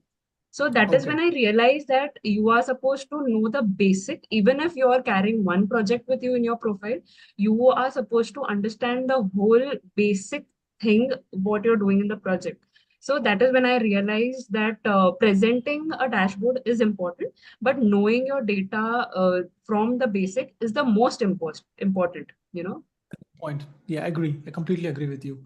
Okay. Also, one more thing on project is like for real world problem statements, there is a website called as Forage. Over there also you get the different problem statements from big companies all around the world, like Yes. PwC, Tata, BCG, all those companies are there. So even you can solve that problems of that particular companies. And second thing, one good way of showing projects is through internships. Like when I was in my college times, I did 2 to 3 internships in data analytics, right? So that internship also helped me a lot for showing my skills and my projects. So I used to do that internship part time. Like I was attending my college as well as I was doing the projects for the small companies in internship. So even you can, aspirants can do that as well for showing some projects. So that can count as a real experience project through internships, because you're I agree. working for some organization and you're making some dashboard based on their problem statement. So that can also be effective for the resumes and all those things. It's a good suggestion, Jay. Thank you. Forage is a good suggestion. Okay, so let's move on to the last question from this section, which is finding a job abroad. So, Sirisha, you can tell this better. So, as a foreigner, I know I have this experience as well. So, can you tell your experience as a foreigner, how difficult or easy it was to find a job? So finding a job after career gap, it's not an easy thing, but with consistency and persistence and everything, you can definitely land on a job. Yeah. Okay. Let's say a person is not having a career gap. Even for freshers, is it difficult currently? How is the job market in US? You can talk about it. It's really, really bad here because whomever coming from India for masters, they are just past 1 year also, here how it works in USA, right? From past 1 year also, they are not even getting calls. That bad here right now. Yeah. So yeah, sorry, go ahead. And one more thing, when I did my masters, they are like, without adding fake experience, you can't get data analyst job. That's what one myth they told me. Okay. But I was like, I'm very strong on it. And I should say my husband supported me. Don't add any fake experience. Don't do that. And don't earn money with all those things. Go ahead, struggle, and get a job then. So it was not an easy path for me to get this intern also. Yes. It's very, very tough. And I one more appreciate thing your I husband's want to emphasize, please have communication skills. We have to develop that. Without that, it's really difficult to crack a job. Got it. Great. I just want to summarize the job situation outside. If you're thinking to do masters, please think twice or thrice, especially if you're taking loan and going to a foreign country, be it Germany or be it Canada, US, UK. The job market is pretty much bad everywhere, right? In Germany, you also need to learn German. That's also there. A lot of people are asking me like, oh, should I go to Germany? Should I go to Canada? Yes, you can go. If you have some 20 lakhs in your bank and you're not doing anything with it, you can go and take a risk. But if you're taking a loan and expecting an ROI really soon, it's going to be difficult. It's going to be very challenging. And of course, you go there and you find a struggle of your own. You leave your home, you find there is a food struggle, there is a domestic health struggle. You have to do all your chores yourself. Guys, there is no one to help you. You have to clean your home. Like it's crazy, that's a different world. I've lived that life. So I'm telling you, if you're taking the decision of doing masters abroad, talk to the alumni, talk to that person who has passed out from that college, like ask them, as the seniors there, whether they're finding a job or they're struggling to find a job. Do massive research and take the decision. Okay, we are reaching the last part of our session. Thank you folks for being very patient. I know we have run a little bit over time. So any of you, if you have any other appointments, any other commitments, family commitments, feel free to leave. I need 10 more minutes. We can take some questions from the YouTube chat, but I understand if you have any commitments, because we said only until 8 o'clock. Feel free to leave if you need to leave now.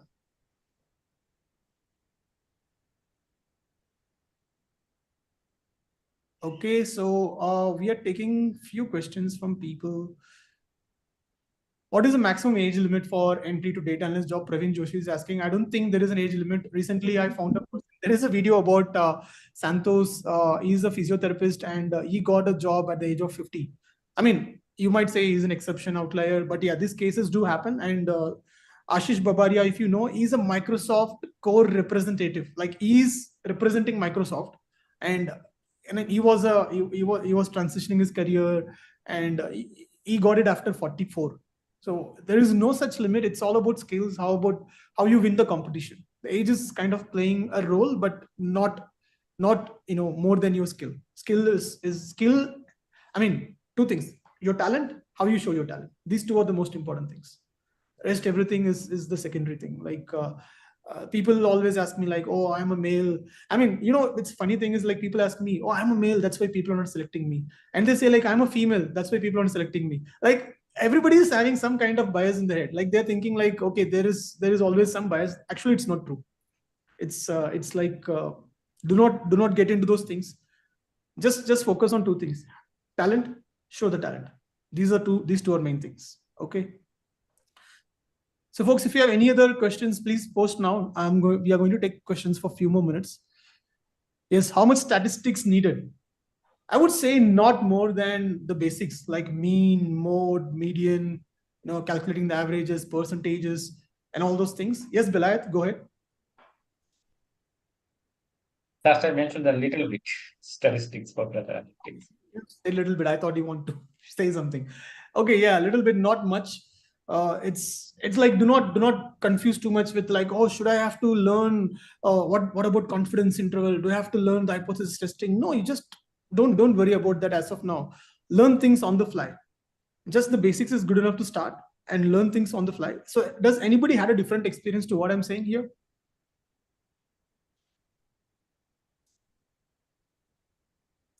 I don't think so. Okay. Yes, I think max and stat question has been answered multiple times.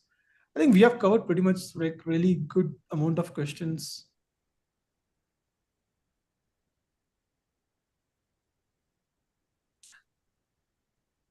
All right, I think folks, we have, okay, there is one person asking like, I have 2 years of experience in non-tech work. I want to switch to the data field. I've done few projects and made my resume ATS friendly and still not getting calls. Can you suggest what I should do? So can we suggest to data masters what he should do? Like having 2 years of experience in non-tech work. I think he should try online credibility. That's what I would suggest. Maybe he has not done that. Yes. I say 90% of the cases, that's the missing link.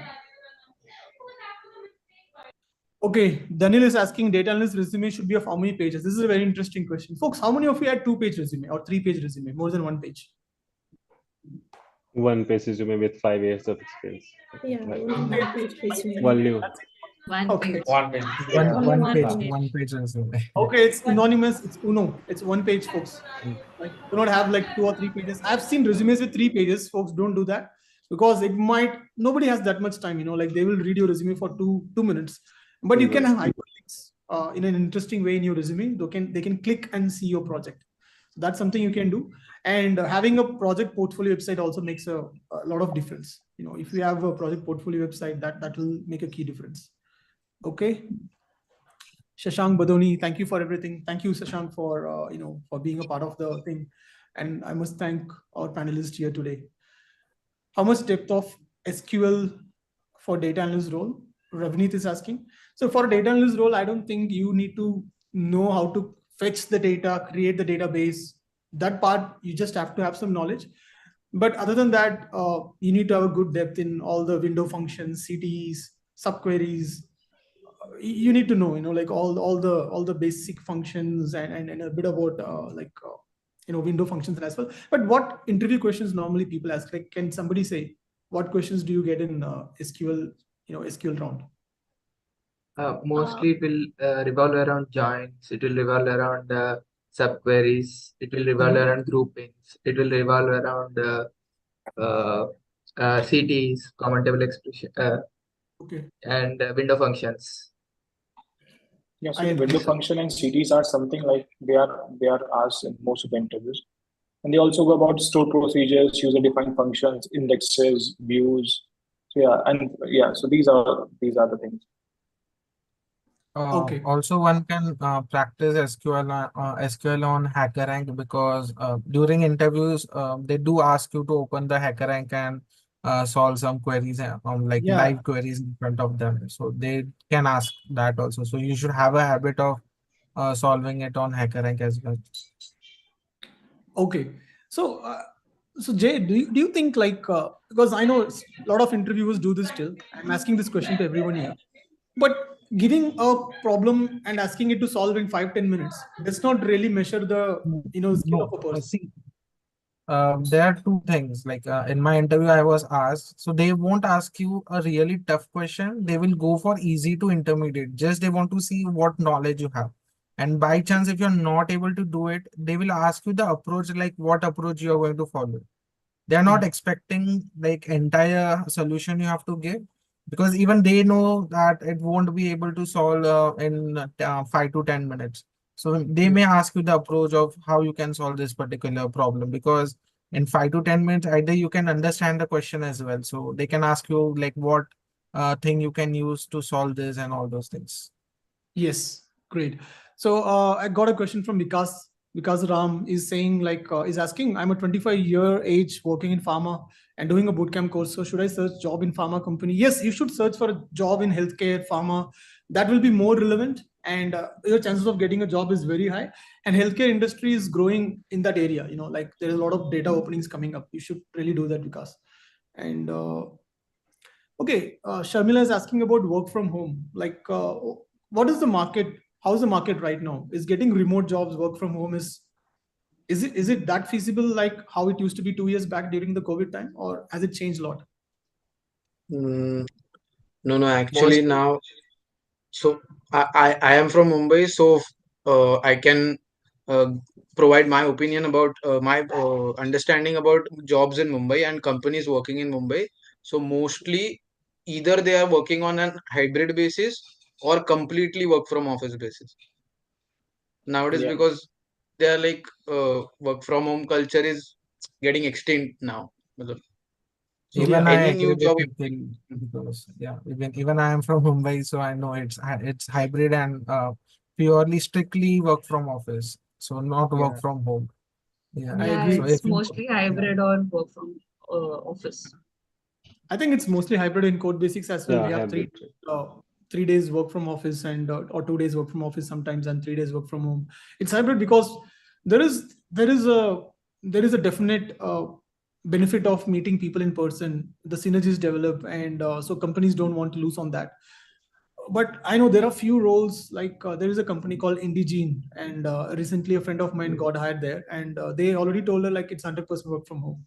There are few roles, but it is getting extinct, like what Nikhil said. And so you can imagine in a dense place like Mumbai, the best option is to work from home, or in Bangalore, or even in Hyderabad. But still, companies want you to come to office, so that means like there is something to it. There is some benefit to it, and okay. I'm taking a few more questions. Okay, Naveen Kumar, you have 10 years of experience, a gap of 10 years, I'm sorry, in non-tech, currently doing a business as an event manager. Now, can I choose BA as my career? Definitely, yes, Naveen, you can do that. And again, like Sirisha had a gap of 9 years, and you have to do, a lot of productive work in the recent 6 months. That's how you can, you can do it. See, folks, I'm seeing a lot of other questions, but please, I think you have just joined the session. Most of these questions are already been answered in the session. It's kind of getting repetitive now. So please, this session is recorded. You can go back and watch this session. And I know a lot of people are saying like they're going to attend an interview and all the stuff. Wish you all the best, that you all get the job and come to this panel someday. We'll have a chat like this. Good job. And getting to the end of this, I want to thank all you folks here: Sirisha, Shail, Shraddha, Aman, Sabya, Sachi, Ishan, Nikhil, Bilayat, Kushbu, Sonali, Power, Jay, and Suchimanta. Thanks a lot to all of you. This has been really amazing. I myself learned a lot of new things talking to you. I wanted to, have a session like this, which each one of you, but this is good. All of you came together. I hope you also enjoy the session and people watching also had, insights out of it. Yes, anybody wants to say, final round? Yeah. Please. Yes, Hemant. I want to add like my personal experience. So sometimes it happened when I was searching for the job and I noticed that I give all the like they ask me question with from the Power BI or SQL. I currently answer all the question. So it's like happened where two or three times, like two and three companies with happens. So like I clear all the round, but all the answer I've given the correct way. But I didn't clear the interview. So I got a feedback from the one of HR. So he told me so a technical person told the HR, like, what is the wrong with your answer is like, you are just giving the definition of the question. Like if they ask you what is the row level security in Power BI, so you're just defining the row level security is this and this. So they told me like, you know the definition because the technical person also know the definition. You just need to like define the solution, like how you implement the row level security in a project, how you work on the low level. So that's the point I learned from my experience. Like whenever that technical person asks you any question, just don't tell them the definition of the that. Just implement the like how you approach, how you implement it in that your project, and what are the output, how you like role was working and everything. So this I just wanted to say with like all the people watching this. Thank you. Great point. Yeah, I think from the hiring manager's perspective, that's a good point. Yes. Yes, Sirisha, please go ahead. So here we are talking about technical questions and all those, right? But as per my perspective, I have taken 10 interviews and all of 10 interviews, they ask me behavioral questions. Okay. So we have to emphasize on behavioral questions also, how we have to ask, because they suddenly ask, what's your opinion, customer satisfaction? So we are blank. I done that because I don't have any idea. And if you get there is a dispute with team member, how do you solve it? There is no right or wrong answer. But thing is how you tackle that situation and how you mingle with team. Because I don't know with India, but here usually they're like, you can teach them technical skills, but you cannot change the behavior.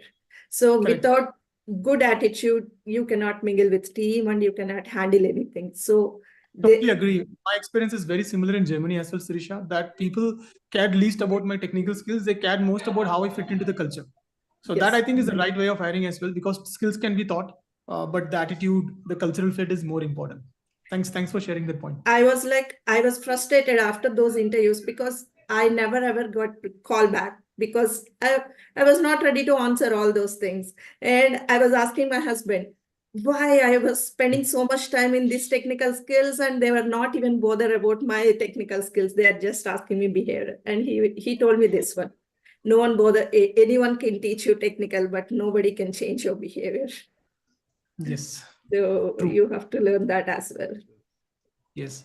Okay. Yes, Shail, please go ahead.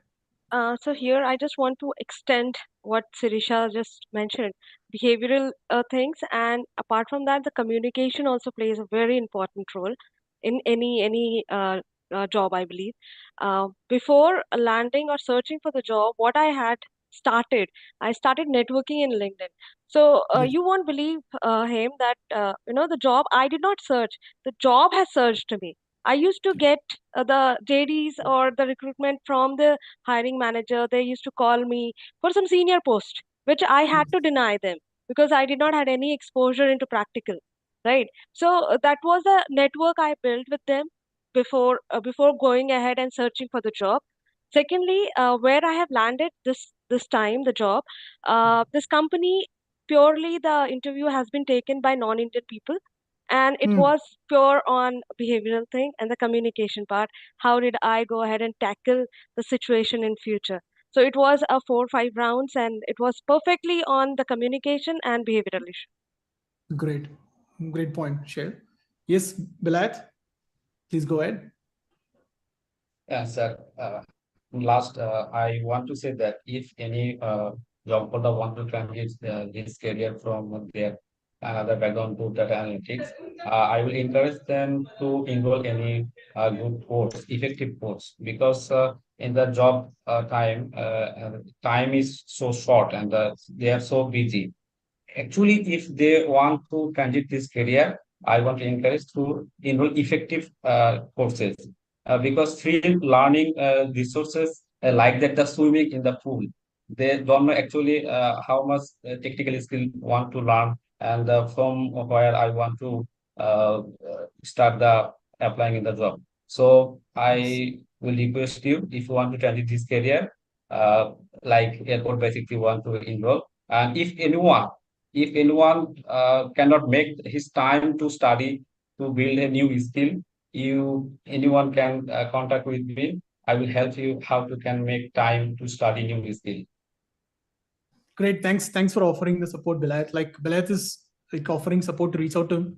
So please make use of that. Thank you, Belayat. And Shraddha, yes, please go ahead. Yeah, so I had a like a tip for the moms who might go for an interview. So, the interviewer will always try to ask some complicated questions which they really want to know. Like they will give you certain situations wherein they might ask you if your kid, they'll ask you in a very different way, like if you have your family around you, or if you have anybody who stays, your relatives, or they just want to know if your kid is sick, or if you are not well, is there any backup that you have? Because see, from a company's point of view, they would never want to have a loss, right? So they would just want to get to know if the candidate is capable enough to create a backup for themselves. And that is the most trickiest part that you need to understand before you go to an interview. You need to be ready for all these tricky questions, which might help you to crack an interview. Sometimes you do not have to be, this is very disloyal of me to say, but sometimes you don't have to be fully truthful. You have to be a little tricky when you answer a question in an More interview. diplomatic, yeah, in answering those Yeah, questions. you Because, need to be a little diplomatic. yeah, sometimes the things, the way you say it, right, might give them a wrong image. You have to paint a right image in the head. That's all about it. Correct. I agree, because sometimes you cannot be very straightforward, right? Because they don't understand where you come from. They get a wrong picture. Correct. That's a good Correct. suggestion. Shraddha. Because Thanks. from my point of view, we had never had a backup in our house. So I and my husband used to take care of our kid all alone. And my parents or my in-laws, they stay a little too far away from us. So this question has asked to me many number of times, like if you have any emergency, what are you going to do about it? And there is when you drop the ball, you try to be a little honest with them, but it backfires. So you need to be a little diplomatic, and you need to answer it in a very tricky way. But of course, you cannot say lie, but Yeah. you need to, jumble up a little bit so that you give your answer in a perfect way, which they want to hear it. Get the point. Cool. Okay, so last person was raised hand is Pawan. Please, yes, go ahead. Yeah. Firstly, I want to thank Codebasics for this, like conducting this. And I have seen Codebasics grow from Devil to all of you folks. And I have also seen Codebasics have opened a uh, office in Hyderabad. So congratulations on that. And only thing which I want to share is like continuous practice, and take interview as a problem solving session, not like a burden or you have to get this and so on. So go with the mindset that I am going to solve something today. I am going to learn something. So if you get an interview call, it is that you have to prove yourself.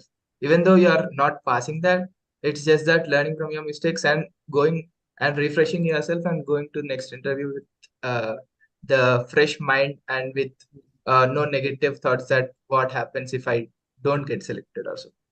Yeah. Exactly. I think mindset solves most of the problem.